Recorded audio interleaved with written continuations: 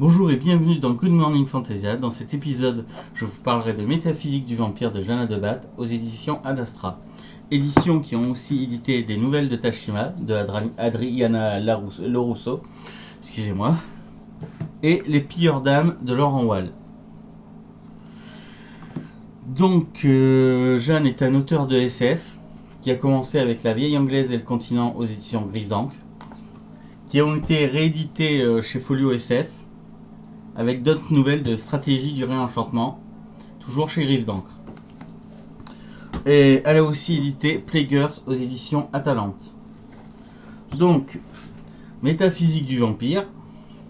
Dans ce roman, Raphaël, le narrateur au langage fleuri, nous conte une de ses aventures. C'est un vampire qui entretient des relations avec le Vatican. Il travaille pour eux comme espion et assassin. Et dans cette aventure, il doit arrêter un ancien criminel nazi. Alors c'est un roman court mais percutant, et on tombe vite sous le charme de ce vampire, de Raphaël.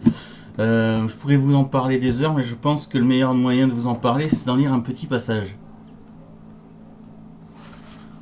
C'est un monstre. Il est totalement inhumain.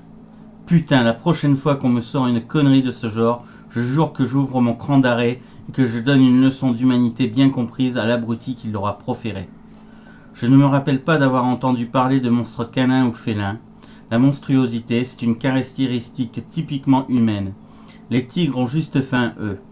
Mais le mal pour le mal con en plus, c'est humain, très humain. Trop humain même. Je ne sors pas de là. Je peux le prouver, c'est mon travail de traquer les monstres. J'en ai connu beaucoup, brièvement. Ils étaient tous humains à la base. Et puis il y a moi. Ce sera difficile, je ne vous le cache pas, reprend le présent abruti qui se trouve être mon client.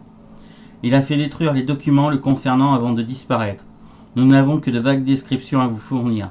Toutefois, nous saurons, mes amis et moi-même, vous dédommager de votre peine.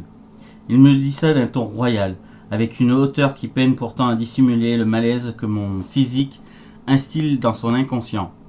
Mon mètre 98, mes cheveux platines, mes yeux bleus glaciers sertis dans un visage ferme et régulier sont des avantages certains lorsqu'il s'agit de chasse ou de séduction. En revanche, j'envisage sérieusement de porter une cagoule pour rencontrer ces nouveaux clients qu'on m'envoie. Donc voilà.